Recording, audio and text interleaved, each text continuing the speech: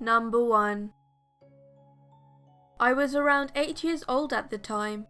I lived in a pretty old house, in a pretty populated area. The front yard of my house had trees everywhere, so if someone was outside, people passing by couldn't see. It was around 9 PM, and we were expecting friends over for dinner. Yes, I know, it was pretty late to have dinner, but they were running late due to a traffic jam. Anyways, my parents forgot something when cooking, and had to run out to the store to buy some stuff. They left me home by myself, and I just stayed in my bedroom playing PlayStation. During a quiet moment in the game, I heard some rustling in the trees in my front yard. I opened the curtains to look outside, and I saw someone. It was pretty dark at the time, so I could barely make him out, but he was standing in front of a tree in my front yard, just staring at me.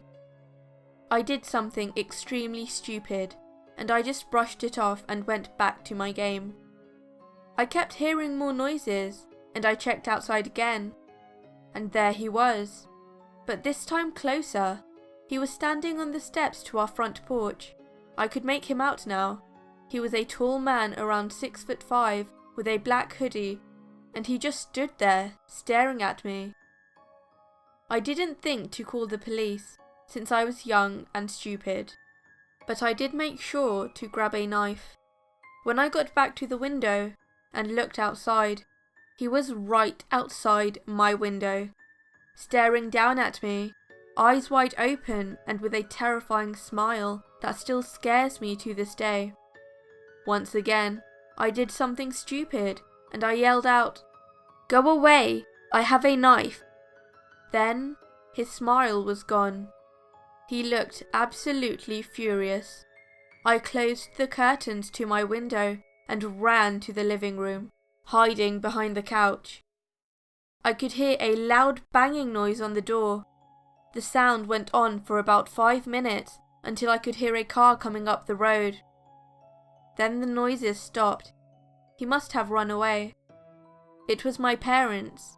As soon as they walked in, I immediately told them what happened, and they just brushed it off as my imagination.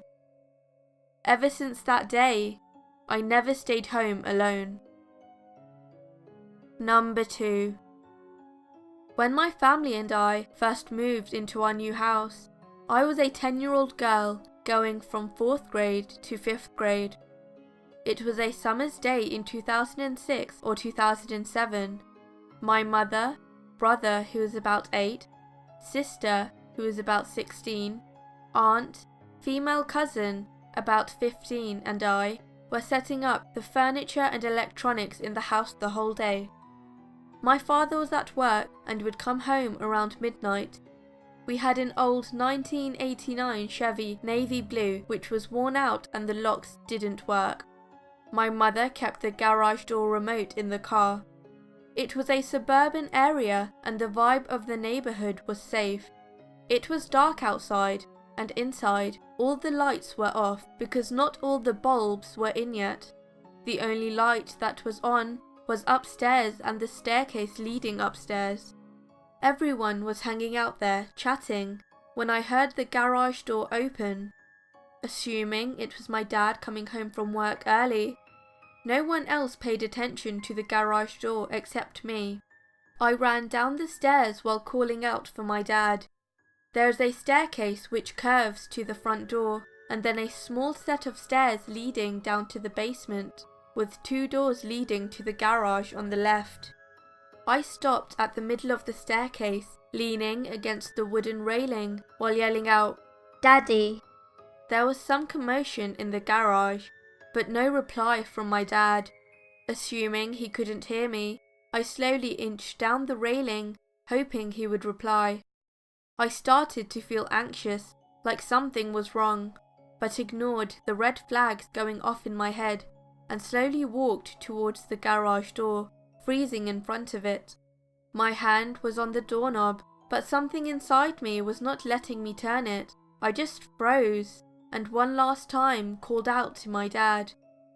No answer, but the doorknob shook in my hand. I ran up the stairs near the front door and waited for my dad to open the door so I could surprise him. He had a key to the garage door, but the door didn't open. The person behind the door kept trying to open it, but it was locked. Just then, my mum came down the stairs and turned on the big light fixture on the staircase, which I forgot to turn on in excitement. I told her that Dad is home and the garage opened. She said something like, "No, your dad is still at work. It's too early for him to come home." She thought I must have heard something and that it was nothing. Finally, after I kept insisting, she called my dad. He picked up and told her that he was still at work, about to leave. My mother believed me because I was scared and on the verge of tears. Without wasting time, she called the police and shut all the lights off because people would be able to see us through the glass outside. We sat in the dark until the officer came. Someone had stolen the garage remote from my mum's car and a few things from the garage shelves which weren't important. The police officer took my statement and patrolled around the neighborhood looking for the person. I don't think they ever found him. My parents got the garage code changed and got new remote controls. The old ones wouldn't work anymore, so we didn't have to worry about the person breaking in again. I am now 21 years old and still live in the same house. I haven't had anything creepy or scary like that happen again, but I always wondered, why didn't he run after I kept calling out for my dad? He knew someone was home. Person behind the garage door, whoever you are, let's not meet. Number 3. This happened to me just a couple of months ago. I am a small girl, around 5'3" and 100 pounds. At the time of this story, I was having weight problems, so I was extremely skinny, which makes it all the more amazing that I survived this encounter unscathed. For the most part, I have mild PTSD. Anyways, I was house-sitting for some friends in a sketchy part of Sacramento. I told my boyfriend at the time to stay with me all night since they had already had a couple of break-ins. We'll call him Jack. Jack and I were watching movies and having a good time when I fell asleep on the couch. I woke up a couple hours later to the door slamming and the sound of a car pulling away quickly. I was furious. Jack was supposed to stay with me all night. I went to the front door, locked it, and went to look for the dogs, who were being mysteriously quiet. I found all 4 of them locked in the back room, terrified.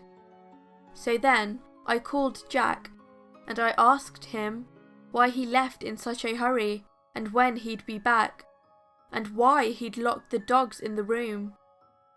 He told me he had been gone for 2 hours and he had not put the dogs away. Cue the panic. Someone had come into the house while I was sleeping, put the dogs in the room, then watched me sleep. There was nothing missing from me or the house, except my hairbrush, which was sitting on the coffee table next to the couch where I was sleeping. Creepy intruder, let's never meet again. Hello everyone, SinisterShaf here. I hope you enjoyed this short collection of stories. I would like to say a big thank you to the authors of these stories for giving me permission to narrate them. If you liked the video, then please like and subscribe. Also, make sure to comment down below. I do try to reply to all of your comments. And, as always, stay sinister.